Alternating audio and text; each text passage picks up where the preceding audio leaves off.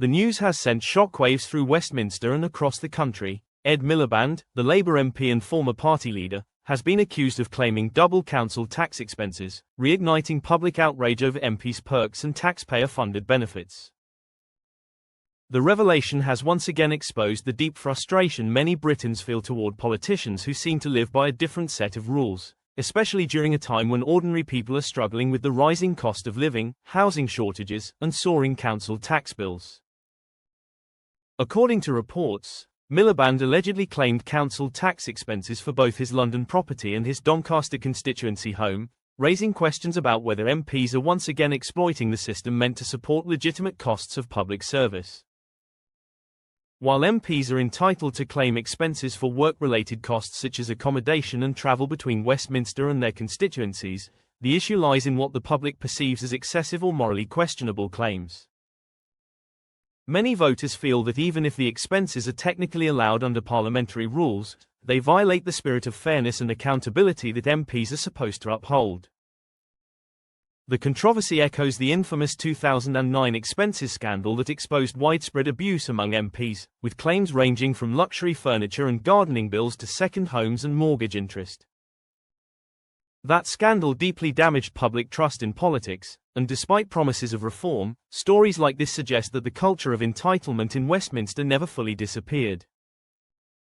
For many people, the idea of a senior MP being able to expense multiple council tax bills while millions of households are facing record hikes feels like a slap in the face.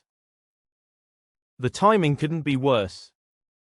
Across the UK, average council tax bills have risen by more than 7% in 2025, pushing many households to the edge. Councils claim they need more funds to cover essential services, but the public is already feeling squeezed. Pensioners, single parents, and low-income families are being told to tighten their belts and make sacrifices, while those in Parliament seem to enjoy privileges that ordinary people can only dream of. It's not just about one megapixel, it's about what the story represents, a system where politicians appear detached from the daily struggles of the people they represent. Critics have been quick to condemn Miliband's actions, calling it another example of tone-deaf behavior from the political elite.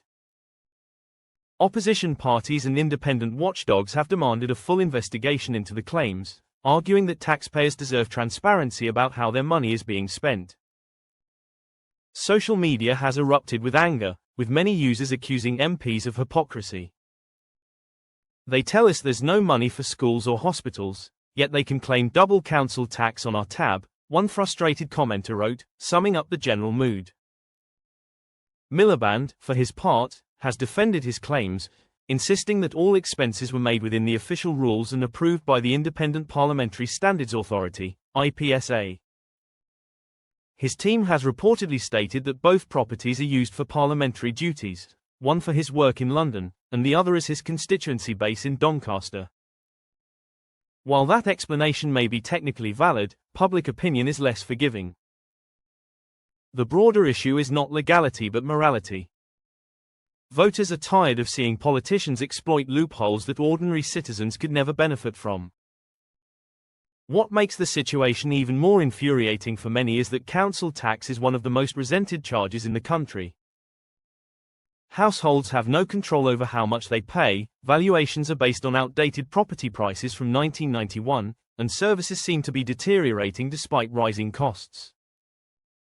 Against this backdrop, the idea of an MP expensing multiple council tax bills feels like rubbing salt into a wound. It's hard for people to understand why politicians should have their living costs covered by the public when most workers must pay their own housing and taxes out of their salaries. Transparency campaigners have called for tougher restrictions on what MPs can claim, arguing that the expenses system still allows too much grey area. They want clearer rules that reflect the modern public mood, with limits on what can be charged to taxpayers. Some even suggest that MPs who live within commuting distance of London should no longer be able to claim accommodation expenses at all.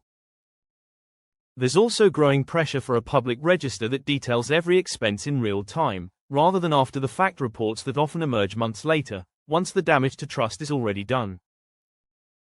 This latest controversy is more than just a scandal about one megapixel. it's a reminder of how fragile public trust in politics remains. People expect integrity from their elected representatives, especially during a time of financial hardship. Every expense, every claim, and every benefit must pass not just the legal test, but the moral one. When ordinary families are choosing between heating and food, politicians expensing 2 sets of council tax looks like a symbol of everything wrong with the political establishment. For Ed Miliband, this revelation could not have come at a worse time. As Labour positions itself as the party of fairness and working people, stories like this risk undermining that message entirely. Even if no rules were technically broken, the optics are damaging. The public doesn't want technical explanations, they want honesty and accountability. Until MPs realise that perception matters as much as legality, scandals like this will keep resurfacing. In the end, this controversy may blow over like so many others before it, but the anger it stirs will linger. Each new expenses scandal chips away at the faith voters once had in their leaders. Whether it's council tax, second homes, or any other benefit, the principle remains the same: those in power must live by the same standards they demand from everyone else. And until that happens, outrage over MPs' perks will never truly fade.